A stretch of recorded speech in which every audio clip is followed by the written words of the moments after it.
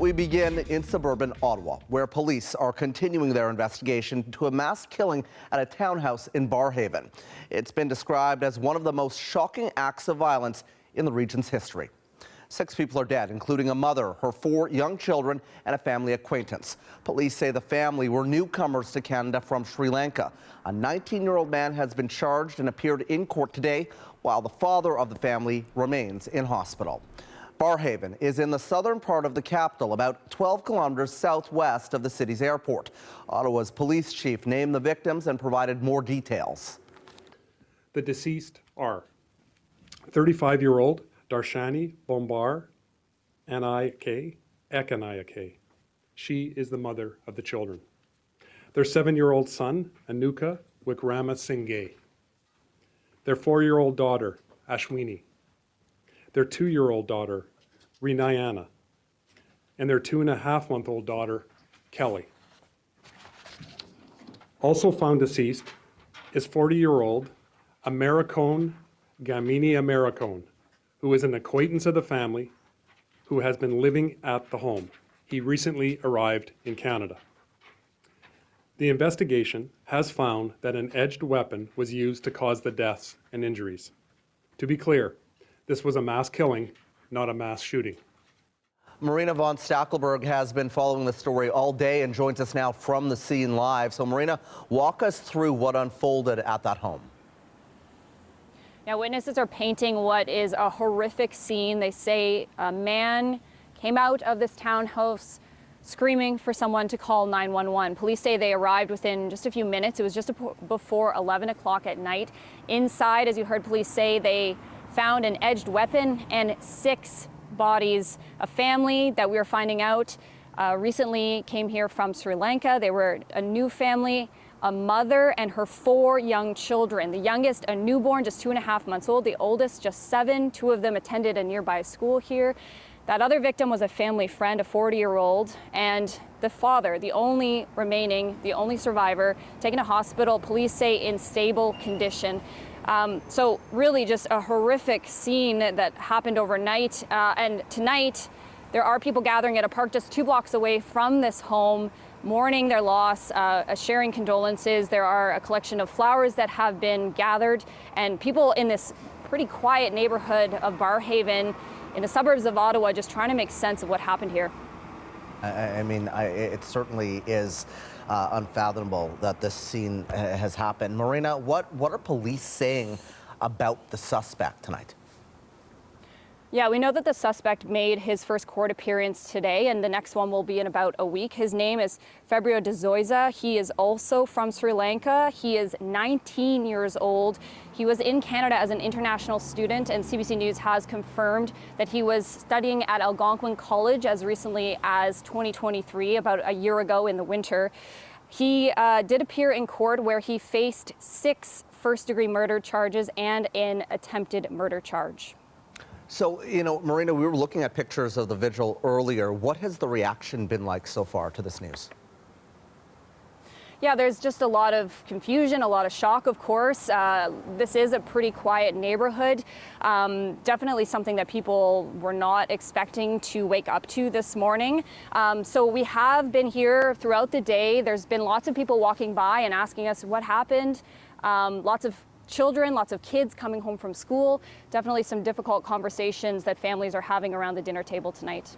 Indeed. Okay, Marina von Stackelberg starting us off tonight in the suburb of Ottawa, Barrhaven. We're going to get more reaction now, and for that we are joined by Shanti Ramesh, who lives right across the street from where the killings happened, and Hilal Ahmed, who worked as an accountant for the family. Thank you both for joining us on what I'm sure is a very difficult time. Shanti, you live across the street, as I said.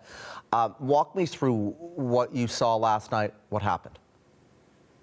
Last night around 11 o'clock, I just saw a lot of police cars and a lot of ambulance was there, a lot of lights were coming. So I just went out to see what's happening, and then I saw a man was sitting on the driveway of that house, and then he was yelling and shouting, and then the 2 police people came, and then they just carried him and then put him in a police car or the ambulance. I'm not sure because I was in that angle that I couldn't see. And anyways, there were so many police cars and ambulance and were there. At that moment, I had no idea that this big tragic has happened. But today morning when I woke up and then I saw the news, and then then only I came to know that such a major, horrific has happened to our city, especially on my street, so just across my house. It's literally a very inhumane thing, and especially when the kids are involved. So it's very, very saddening day for us. Yes. Yeah, I mean, what went through your mind, Shanti, when you found out that this had happened and there were children involved as well? Oh, it was so sad. I was so, my mind was not working. I just blanked out. So I couldn't work anymore, and I was just peeping outside what's happening, and people are coming to my house, and police came to our door, and they said, "Okay, are you guys okay? How are you feeling? If you need any counseling services and everything like that." So they were very cooperative, and then many people came and took the interview as well. So. But it was very, very sad, very tragic to see little kids that they didn't do anything for this to come through this. They have come to the world to just give something back, and this happens. It's horrible. It's definitely inhuman thing which has happened. Hilal, I know that you recently became the family's accountant. You never got a chance to meet them in person, but you did talk to them over the phone quite a bit. What do you know about them? What more can you tell us about the family this evening? Yeah, sure. So Daniksha, the father, he called me a month ago, and he asked me to hire my services for his bookkeeping and accounting and tax. So through the communication we had and the email exchanges, I came to know that he came in September 2021 as a student or work permit. So he was doing Uber, and he has a small cleaning business. So the family came. So he used to live since then, before coming here in July this year on this street. Before he was in Gloucester, another part of the city. So he used to live in sharing. And then when the family came last July, mother and the kids, so they came here and living, yeah. So he had a small business, and he was driving Uber. So, yeah. So the father came initially, and that was from Sri Lanka, correct? That's right, yeah. He came in September 2021, and the mother and the kids, they came on 2nd July 2023. And tell me a little bit about your interactions with the father when you talked to him on the phone.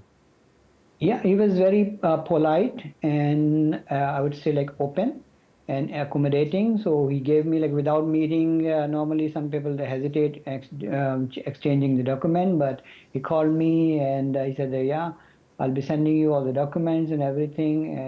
Yeah, so I've worked on their stuff, and it's just something pending. He said, "Yeah, I'll give you the document." And the last communication, the email communication, I had 5 days back when he sent me his wife's authorization. So so I found him very polite and accommodating. Yes. Mm-hmm. And the wife and the kids came after. Did they tell you at all why they came to Canada and what their life was like back in Sri Lanka? No, not exactly, but I can imagine he was hardworking, so he was driving Uber and a small cleaning business. So, and he came on a student visa, so he did course in 2022 from the same Algonquin College. So he was struggling, as you know, that all the students and people on work permit they do. So he brought his family here, and of course with the ambition of going somewhere, making the business more profitable and accommodating the family in the society. But then this thing happened.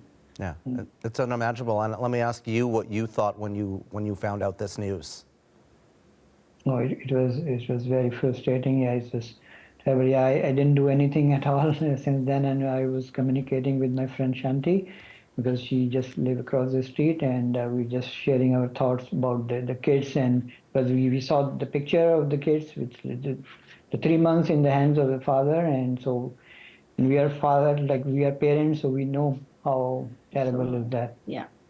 Shanti, did you interact with the family a lot? I know that you lived, on the same street. Did you have interactions with them, and what were they like? No, not at all. No, I didn't know that family at all. Yeah. No. Tell me how the community and your neighbors have been reacting. We got a sense of that from Marina von Stackelberg, a reporter at the scene there. But tell me what the community has been saying. The community is pulling along, and it's very hard to. And now this vigil is going on, so probably after this interview, we'll be going and joining in there.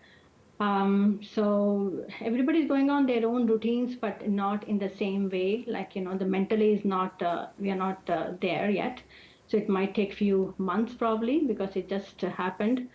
Yeah, and then even in school, I think they're doing some counseling services for the kids, so which is nice. And then police is coming door to door and telling us that they are there to support us.